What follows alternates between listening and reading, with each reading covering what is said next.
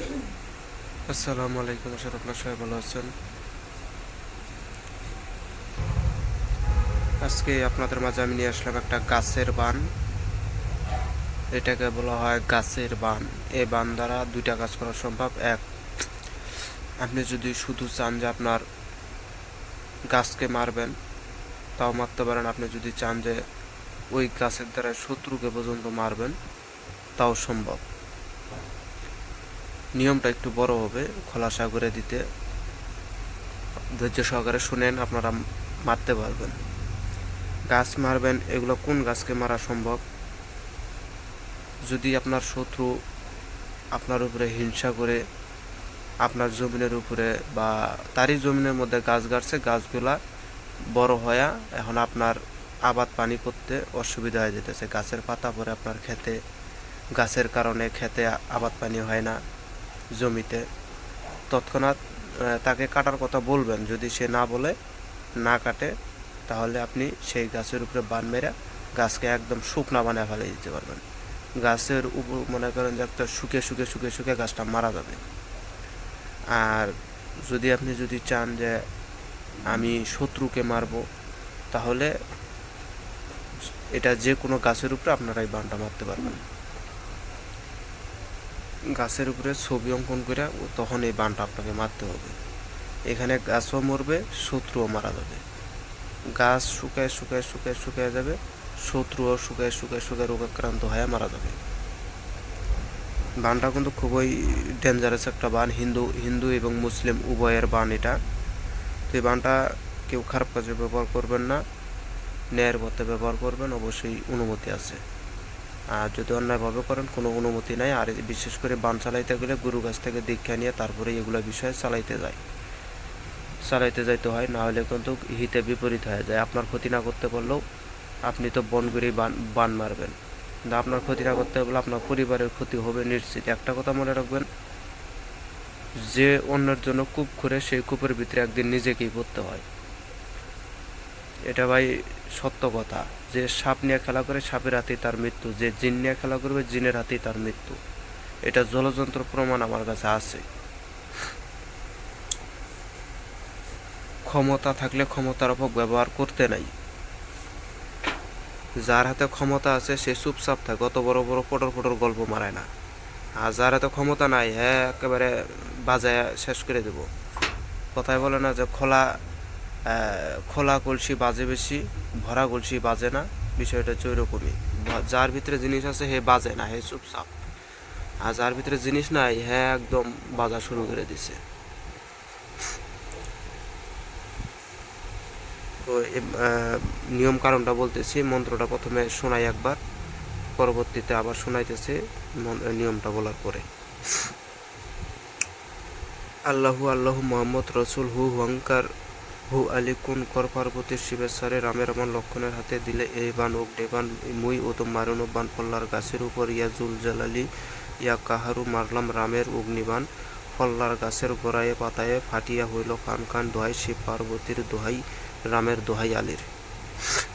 এখানে শুধু একটু ভাগ হবে। যদি এখানে যেভাবে আমি লিখে দিচ্ছি, এগুলো হচ্ছে আমার নিজস্ব খাতায়। যে দেখেন, এখানে পৃষ্ঠার বহুত আছে। এই যে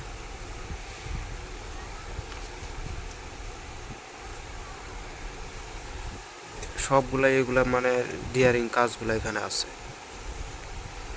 শত্রুকে, এই যে যেমন এখানে আছে পিশাচ রূপ ধারণ, শত্রুকে একদম ভয়ানক অবস্থা করে দিতে পারবেন। শত্রু মুখ টুক বইসকে মুচকে শেষ হয়ে যাবে। পিশাচ পিশাচের মতন হয়ে যাবে ব্যবহার, আচার আচরণ। তো এখানে একটু খালি আপনাকে নিয়ম, এই যে ফল্লার গাছের উপর, এই যে ফল্লার গাছ মানে যখন আপনি কারো গাছ নষ্ট করতে চাবেন, তখন যার গাছ তার নাম নিতে হবে, তাহলে সেই গাছটা মারা যাবে। আর যদি আপনি চান যে আপনার শত্রুকে মারবেন, তাহলে এখানে এই খালি ডাইরেক্ট গাছের কথা বলার দরকার নাই, শুধুমাত্র শত্রুর কথা বলবেন। যে ফল্লার উপর ইয়া জুল জালালিয়া কাহারু মারলাম রামের অগ্নিবাণ, এরকম করে বলতে হবে আপনার। তো এটার নিয়মটা বলি। এটার নিয়ম হবে দুইটা, একটা হচ্ছে গাছ মারা, একটা হচ্ছে শত্রু মারা। তো নিয়ম আমি বলতেছি শুনেন। শ্মশানের কয়লা, সোহাগা, তামাকের চুন, নারিকেলের তেল একত্র করে 108 বার মন্ত্র করে গাছে লাগিয়ে দিবে।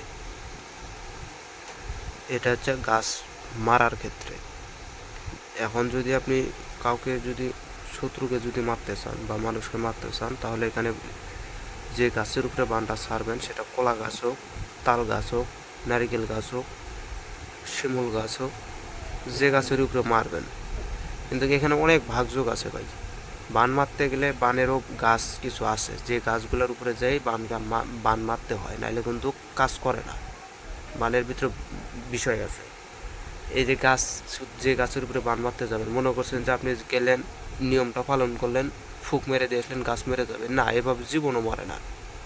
ওখানে কিছু কার্যকলাপ আছে, গাছকে নিমন্ত্রণের বিষয় আছে, গাছকে শোধনের বিষয় আছে। আপনি যে যে জিনিসগুলোতে কাজ করবেন এগুলোকে শোধন করতে হয়, প্রাণ প্রতিষ্ঠা করতে হয়। এগুলো বিভিন্ন জিনিস আছে যেগুলা কিতাবাদিতে পাবেন না, এগুলো উস্তাদের কাছ থেকে শিখে নিয়ে তারপরে এগুলো অ্যাপ্লাই করতে হয়। তো এটা যে গাছ মারার নিয়মটা বলে দিলাম। এখন যদি মানুষ মারতে চান তাহলে সর্বপ্রথম উদাহরণস্বরূপ আপনি কলা গাছের উপরে মারবেন, তাহলে কলা গাছের মধ্যে গড়ায় শত্রুর একটা ছবি অঙ্কন করবেন, কল্পনা করে শত্রুর ছবি অঙ্কন করবেন। সেটা সিন্দুর দিয়ে অঙ্কন করবেন। মরা গুতানি যে বাঁশ আছে ওই বাঁশ দিয়ে কলম বানাবেন, বানাইয়া সিন্দুর লাগাইয়া ছবিটা অঙ্কন করবেন। করার পরে ছবির ভিতরে যোগদান দেবেন, প্রাণ প্রতিষ্ঠা করবেন। হিন্দু শাস্ত্রেরও প্রাণ প্রতিষ্ঠার নিয়ম আছে, মুসলমান শাস্ত্রেরও আছে। তো প্রাণ প্রতিষ্ঠা যোগদান করার পরে একটা কথাই আমি অনেক ভিডিওতে বলছি যে আল্লাহ হু দিয়েছে ফু, সেই ফুর নাম দিয়েছে রূপ আল্লাহ হু। এই আল্লাহ হুয়ের হু দিয়ে কিন্তু প্রাণ প্রতিষ্ঠা হয়ে যায়। এগুলা সাধন ভোজন আছে, এগুলো জপ সংখ্যার বিষয়, এগুলো আয়ত্ত করে নিতে হয়। তো যাই হোক, প্রাণ প্রতিষ্ঠা সব কিছু শেষ, ছবি অঙ্কন করা শেষ। আর ছবিটা অঙ্কন করবেন, যদি শত্রু আশেপাশে থাকে তাহলে শত্রু বাড়ির দিকে মুখ করে, আর যদি শত্রু দূরের কোথাও থাকে তাহলে দক্ষিণ দিকে মুখ করে। ছবিটা অঙ্কন করার পরে আপনি এটাতে তীর ধনুক দিয়েও মারতে পারেন, অথবা মরা গুতা বাঁশ লাগবে, সেই বাঁশের দিয়ে শুল বানাইতে হবে বা গোছ বানাইতে হবে। বানানোর পরে ছবিটা যখন অঙ্কন করা হয়ে যাবে, নাম দেওয়া শেষ, প্রাণ প্রতিষ্ঠাও করা শেষ, সব কাজ শেষ। প্রদীপ লাগবে, ওখানে সামগ্রী যেগুলো লাগে সেগুলো হচ্ছে যে ঘিয়ের বাতি লাগবে, কিছু মদ লাগবে, বাতাসা লাগবে, ছোলা বুট ভাজা লাগবে, মাছ ভাজা লাগবে, কিছু ভোগ বিলাতির খাবার ওখানে দিতে হবে, নাহলে যাদেরকে আপনি চালাইতেছেন তারা কাজ করবে না। একটা কাজ করবেন, পিছনে যার গার্ড আছে তার পাওয়ার আছে, পিছনে যার গার্ড নাই তার পাওয়ার নাই। আপনি যে বান চালাইতে যাইতেছেন, এই বানেরও কিছু সারথি থাকে, এই সারথিগুলার ভোগ আছে।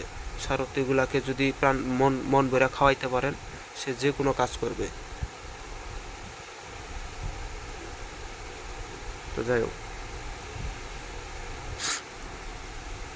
কাজ করা শেষ হয়ে গেলে ওই গোছটা যেটা নিচ্ছেন, ওই গোছটা বাম পায়ের উপরে ভর দিয়ে নেবেন। বাম পায়ের উপরে ভর দিলেও চলবে, না দিলেও চলবে, সমস্যা নাই। প্রদীপ জ্বালায় দিয়ে মন্ত্রটা পড়বেন, 7 বার পড়বেন। একটা ফুক মারবেন গোছের মাথায়, ফুক মেরে একদম শত্রু বুক বরাবর দিবেন ঢুকাইয়া কলা গাছে। আরও 7 বার পরে আরেকটা ফুক, আরেকটা ঢুকাই দেবেন। আরও 7 বার পরে আরেকটা ফুক, আরেকটা ঢুকাই দেবেন।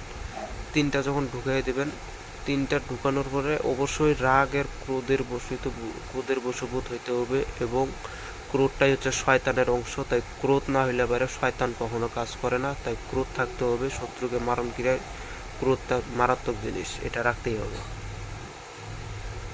শেষের বারে একটু ভাগ আছে, যদি আপনার শত্রুকে যদি ঘায়েল করতে চান তাহলে ওই যে শেষের বার যে গোছটা মারলেন 3বারের বার, 3 7 21 বার কিন্তু জব হয়ে গেছে, 3টা গোছ ঢুকে গেছে। 3বারের বেলায় ওই গোছটাকে যদি আপনি যদি উঠায় নেন, তাহলে শত্রু উঠায় নেওয়ার পরে ওখানে শ্মশান কবরে মাটি দিয়ে ঠিপা দিয়ে চলে এসে পড়বেন। এটা করলে শত্রু কী হবে, অসুস্থ হয়ে যাবে, মরবে না কিন্তু অসুস্থ হবে। আর যদি গঞ্জে বাইরে আলাদা, তাহলে গোছটাকে ওখানে ঢুকাই যে দিবেন, বেশি করে ঢুকাই দিয়ে আর বাইর করবেন না। দেখবেন যে গাছও মারা গেছে, শত্রুও মারা গেছে। ভিডিওটা ভালো লাগলে লাইক কমেন্ট শেয়ার করবেন। তো আমি বর্তমান নরসিংদী জেলায় আছি, যদি কারো প্রয়োজন পড়ে আমার সাথে যোগাযোগ করতে পারেন। আমি মন্ত্রটা আরেকবার বলতেছি, মন্ত্রটা শুনেন। আল্লাহু আল্লাহু মোহাম্মদ রাসুল হু হু হু হুঙ্কার হু আলী কুন কর পার্বতী শিবের সারে রামের বান লক্ষণের হাতে দিলে এই বান অগ্নিবান মুই অদম মারুন বান পল্লার গাছের উপর ইয়া জুল জালালি ইয়া কাহারু মারলাম রামের অগ্নিবান পল্লার গাছের গোড়ায় পাতায় ফাটিয়া হইল খান খান দোহাই শিব পার্বতীর দোহাই রামের দোহাই আলীর। এই ছিল মন্ত্রটা। খালি এখানে যদি গাছ মারেন তাহলে যা যা আছে তাই ঠিক আছে, যদি মানুষ মারতে চান তাহলে গাছ উঠে যাবে, শুধুমাত্র পল্লার নাম হবে। গাছের কথা বলার দরকারই নাই, গাছ আপনা আপনি মইরা শেষ হয়ে যাবে। তো ভিডিওটা ভালো লাগলে লাইক করুন, শেয়ার করে পাশে থাকবেন। ধন্যবাদ।